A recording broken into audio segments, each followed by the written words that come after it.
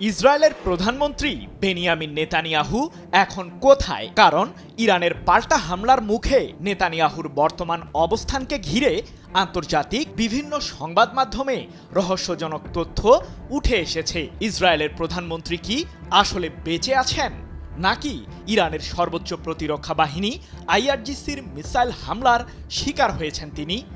সম্প্রতি নেতানিয়াহুর কার্যালয়কে লক্ষ্য করে খেইবার মডেলের শক্তিশালী ব্যালিস্টিক মিসাইল দিয়ে হামলা চালানোর দাবি করেছে আইআরজিসি। সেই হামলাতেই কি কোনো বড় ধরনের বিপদের মুখে পড়েছিলেন ইসরায়েলের আগ্রাসী প্রধানমন্ত্রী?